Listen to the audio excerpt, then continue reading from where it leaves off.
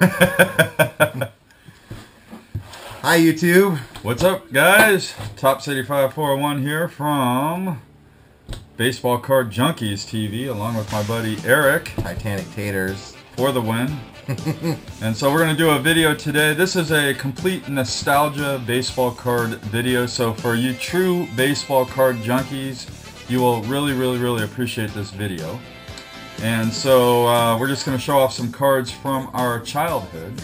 And I guess I'll get started. What do you think, Eric? Sounds good. Okay, so the first card I'm going to show off today is my 1978 Topps Willie McCovey. The reason why this card is a nostalgia card is back in 1978, my dad purchased a few packs for me, and these are the first cards I ever got. This is not the original. However, this was my favorite card when I was a kid, real little kid. I was like 5 years old back when my dad bought these packs for me. And I just remember loving this card. I loved how it has like the stars going across the top and the bottom, and it says 77 record breaker, and then it's most times 2 homers in a single inning, in one inning. I just thought that was awesome as a little kid. It's like somebody hit 2 homers in an inning. Yeah. I thought that was super cool. I like the centering on that card too. Oh, that's 77, 78. Yeah, it's got good centering. And then just the image of Willie McCovey. I mean, the guy just looks like a beast. He just looks like a beast. Like he's a super strong, superhuman in that card. So just love this card. Great card. Definitely nostalgia from my childhood. And my first one is the 1991 Fleer Pro Visions Jose Canseco. And actually, really, any card from this Pro Vision set is just super nostalgic for me. This was one of the first real insert sets, and I think we liked it because at the time, you know, all of myself and all of my friends, we also collected like comic books and stuff like that. Oh. So this had a really kind of comic book look to it and just had a really cool design. And we went after these like they were candy. They were really fun to collect. I don't think I ever actually completed the set of it just because I didn't have a job and I didn't have any money to spend. But yeah, that's my first one, the 91 Fleer Pro Visions. Nice. That's cool that was an insert set too. I didn't realize that these were inserts, but yeah, it does have that comic book look to it. Very nice card. All right, and then so from 78, after 78 through 82, I never bought any packs. But then when I got a little older, and by the time 1983 came around, I was 12 years old, and I had money, and I was buying packs. And this is by far my favorite card from the 1983 Topps set.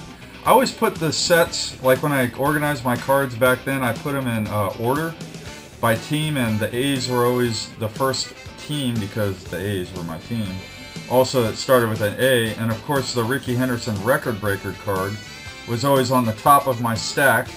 And I just love this card. I love how it says 1982 record breaker. It talks about how he is the single season stolen base king, and just the picture of Rickey, you know, looking like he's about to steal a base there. Just love that card.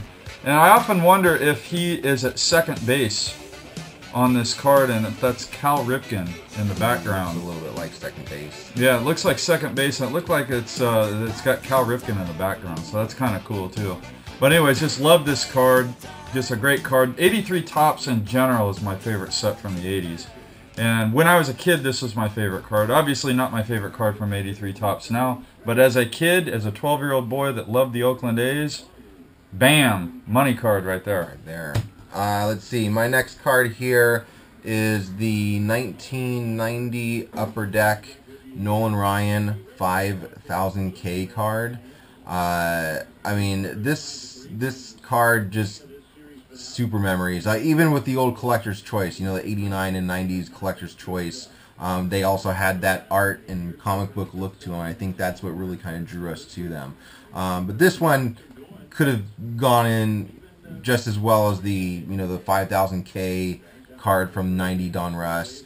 Nolan Ryan was huge at that time. I was kind of just getting into collecting, and he got his 300th win, his 5,000th K, and I think he threw his 6th and 7th no hitter within the last couple years or something like that. So he was a beast, and I think we all remember the Robin Ventura incident where Nolan Ryan, a 50-year-old guy, just totally pounded on Robin Ventura. Now Nolan Ryan was 50, but back then he was like 43, 44, right? Yeah. So the legend grows. The legend grows. So that card definitely, was huge for me back, in 1990, 91. Man, you are into those crossover cards from the comics to the sports. Very nice. So anyways, the next one was the impossible to find back in 1987, 88. This is like right around when I started high school when these cards came out. And I had a little bit more money. I could spend a little more money on cards. But this Will Clark card, when I was in high school, I remember this card booking at $35 and you couldn't find it for below book. You guys got to remember, this is in the 80s when cards actually sold for high Beckett value at the card shops. Mm-hmm. But this 87 Fleer Will Clark, I would have given my right nut in addition to my left nut. Get my hands on this card right here. And I think the first copy of this card I ever got, I actually had a 85 Fleer Roger Clemens rookie card that I traded to obtain my first 87 Fleer Will Clark. Sure, I still have my original 87 Fleer Will Clark, but I have several copies of this card. So I don't know which one was the one I traded for the 85 Fleer Roger Clemens. But just love this card. And, I mean, I know you guys are saying, well, why? What do you mean that card was difficult to find? But what you don't understand is back in 1987, investors were hoarding cases of the 87 Fleer. You could not find it, and when you did, it cost you an arm and a leg.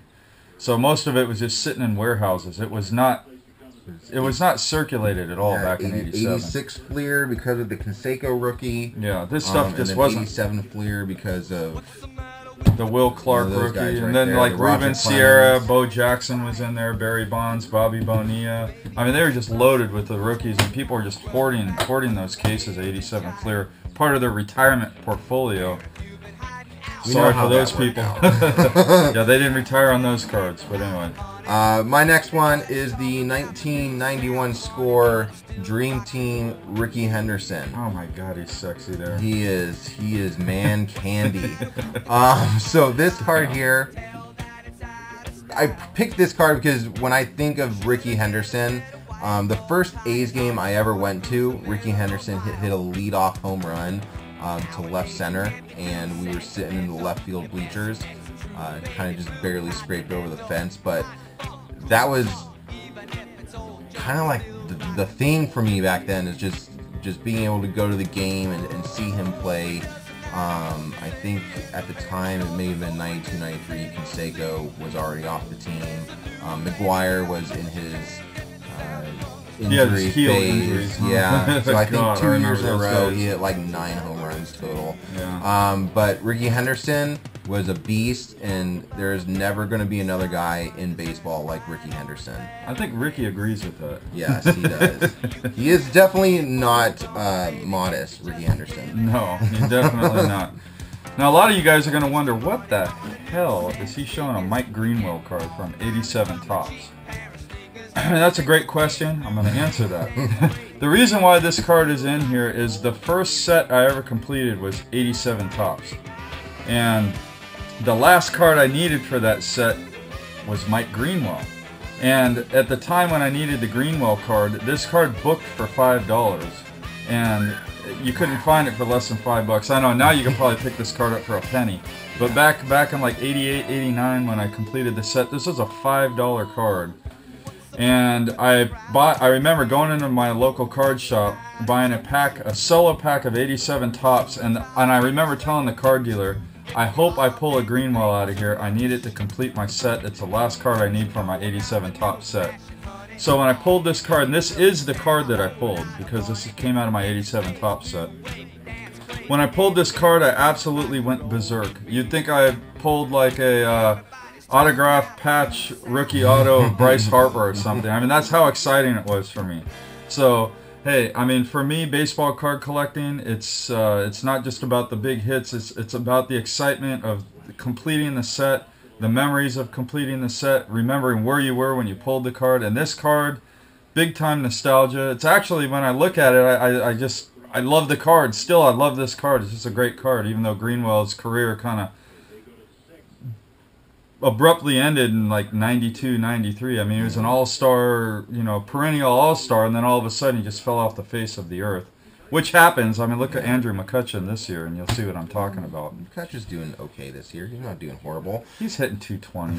10 homers and 40 RBIs. Harper's only hitting 240. Yeah, that's true. It's funny when he says, you may not understand why he put the Greenwell in there. I totally understood because I hunted Mike Greenwell cards back in 89, 90 as well. Yeah, remember the him 87 and Wade Boggs. That 87 Donruss was a real hot card back in the day. Mike Greenwell was a stud. He was. My next card here, it's a little crossover, basketball, baseball, because I played a lot of basketball when I was a kid as well as baseball, but the 91 Upper Deck Michael Jordan SP1.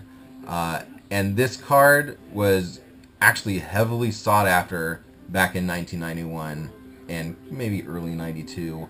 I think it had like a $15, $20 book value. I think this is like the highest card now at $8 in my pile here. But, it was kind of a weird thing that happened where he was at the top of his game in basketball and decided, I'm going to retire and try to play baseball.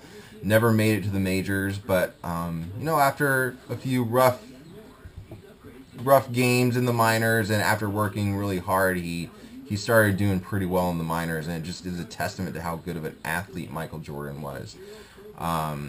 This is actually Nate's card. This is one of the cards I thought I had, but for some reason it's not in my collection, so I'm on eBay right now looking for this card. He needs one. I need one so I can add it to my collection. All right, so the next card was, guys, need I say more? Now, I know what you're thinking. Why not the 89 Upper Deck? Well, if we're talking about nostalgia when I was a kid, the 89 Upper Deck, I bought packs of them. I never pulled the Griffey rookie, but the 89 Donruss rated rookie, I pulled a few of these as a kid. As a matter of fact, I remember having binders as a kid, and I probably had like a page of these in one of my binders. Back then, in the 80s, there were no parallels and there weren't nearly as many cards of the great superstars for rookies. So if there was a guy that you really liked, you would get like 9 of the same card and then just have a whole page of them on one page. All you old school collectors will know what I'm talking about. So this is a card, I don't know that I had a whole page. I probably had like this guy, Gary Sheffield, and maybe Ricky Jordan, like 3 of each. You remember Ricky Jordan from the Philadelphia Phillies? That guy. Jim Abbott, too, I think. Yeah, he was a flash in the pan. But just 89 Donruss in general, but this particular card, just absolutely love this card. I love the back of the card. I love everything about it. Whenever I see this card, I still get excited. If I'm at a card show and I see it, I just pick them up. I don't know why. You can never have enough 89 Donruss. Ken Griffey Jr. So you just can't. Card number 33 for the win. Just love it. Just an absolute classic. Maybe it's the borders as well, just the way it just matches up perfectly with the uniform, and then the rated rookie. Just all the coloring, everything's just great. Love the card. Absolute gem. Great card. And there actually is technically a parallel of that card. Okay, yeah. He's talking about, I guess there are 2 variations, but it's not a parallel, it's a printing variation where it says denotes lead league. There's an asterisk on either side where it says denotes, and then one of them there's an asterisk on one side, which I'm sure I have both variations. I've never actually bothered to go and look up and see if I do. A good point, Eric. I 30 like of those cards, so you probably have one in there. That's a good point. I didn't even think about that. And this next one is also Nate's card because I thought I had it, and I actually have a his dog ate his childhood card. My dog ate my childhood cards. The Bo Jackson 1990 score with him with the football pads on, the shoulder pads, and the bat across his shoulders. I mean, that card, Bo Jackson was a beast back in 88, 89, 90. I think everyone collected him just because they thought he was going to be the next Hank Aaron. Everybody collected him. But Bo Jackson, what can you not say about Bo Jackson, really? But this one actually, Nate and I were talking about it earlier. There's some hoopla about this one where they had used a Nike photo for this picture, and apparently there was some lawsuit between Nike and Score. So that kind of drove the popularity of this card a little bit. There were some collectors kind of rushing to get it because they thought it'd be removed from the market, but it never was. Yeah, a lot of the publications actually back in 89 or 90, that's a 90 card. I remember the publications talking about that they were going to stop printing that card because of the lawsuit between Nike and Score. So everybody, that card went up, maybe it might have been $20 card for briefly, maybe a month or so. Yeah. But now it's back down to reality. I think the last time I looked it up, I was shocked. 50 cents. I think any collector in their right mind finds that card in a bin.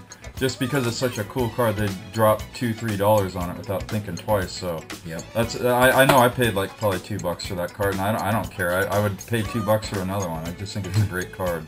I'm gonna pay $2 pretty soon. All right, so the last card I'm going to show off, Nostalgia Childhood Cards, is the '89 Fleer Billy Ripken Fuckface Bat Knob card. I never actually pulled this particular card as a kid, but I remember buying like cello packs at '89 Fleer, and I found a cello pack that had this card on the top. And when I busted the cello pack, it was the white scribble out variation. It wasn't the actual fuckface variation. I don't know what I did with that card. I bet you I sold it to my local card shop as a kid. Wish I still had that card because the white scribble variation is actually tougher to find than the fuckface variation.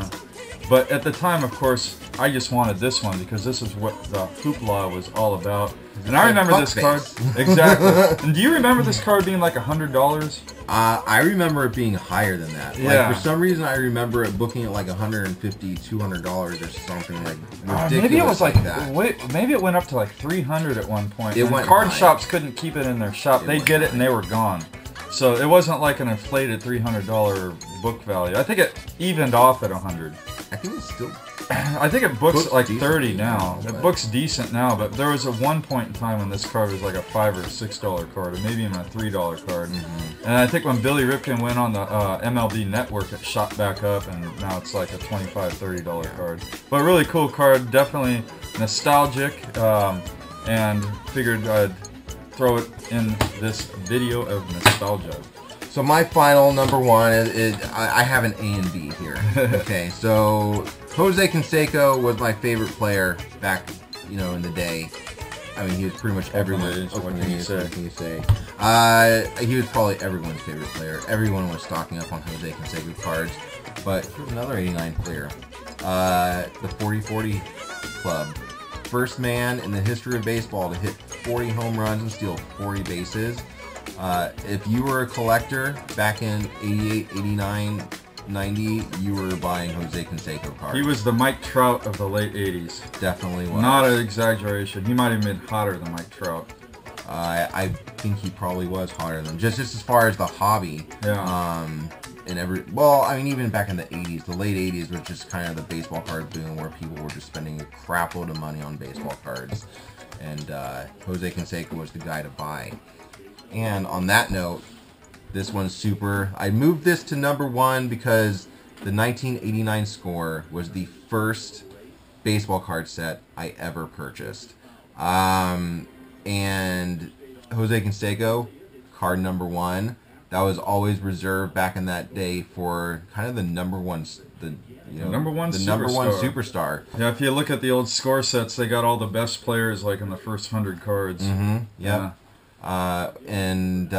That card, just super memories. I remember buying that set at Mike's baseball card shop, which was on Highway 12, I want to say, over by where Betty's Fish and Chips is, or something like that. Nice. Back when they had card shops. Back when they had card shops everywhere. Yeah. I think we bought it at the time. It was $40, $35, or something like that. Now you can. You find probably it for bought the $5. set just so that you could have a glimpse at this '89 Canseco Score, right? That is a great looking card. That's a great image. Canseco. I mean, they had other stars in there, but. And I got a funny story about the '89 Score set. You want to hear it? I want to hear it. All right. So I actually hand collected that set, and as a kid, I had all the cards except for one, and I took a collecting hiatus from 91 through 97, and then when I started collecting again, I knew there was one card in the set I needed, and I couldn't remember what card it was. When I went back and looked, it was none other than Barry Bonds. So who knew, right? The Barry Bonds super collector needed the Barry Bonds out of this set. I remember also 90 Bowman, the last card I needed was Movon. But anyways, that's another story. I ended up finishing those sets in 97 when I started collecting again. All right, guys, so thanks for joining us on our nostalgic look back at some of the not necessarily, key cards from our childhood, but just some nostalgia fun cards from our childhood. There's nothing here that is, like, unaffordable. I mean, you could probably walk into, any card shop and find these in the junk bin for 25 cents. Yeah, some of them you can find for 25 cents. Yeah. Some Bill Ripken, maybe not. Yeah. The Michael Jordan, maybe not. Maybe $5 for some of them, but most of them, you can find for the 10-cent bin, let's face it. Yeah. But for us, hey, that's what collecting's all about. It's the little things that gets us excited. Yeah. So, feel free to comment, down below on the cards that, are the most nostalgic for you and, that you really went after when you were a kid. We love that stuff. Absolutely. We love to hear about it. Yeah, we'd love to see you guys post videos on nostalgic cards. I guess our goal here on this Baseball Card Junkies TV channel is to get people excited just about the hobby again. Just to make it fun, not necessarily about all the big high dollar cards, which don't get us wrong. We love the high dollar cards, but that's not all the hobby. There's a lot more to the hobby than that. Yeah. So thanks for watching, guys, and we'll be back soon with another video. So Titanic Taters, Tops 85 401, Baseball Card Junkies TV, signing out. Signing out. Peace.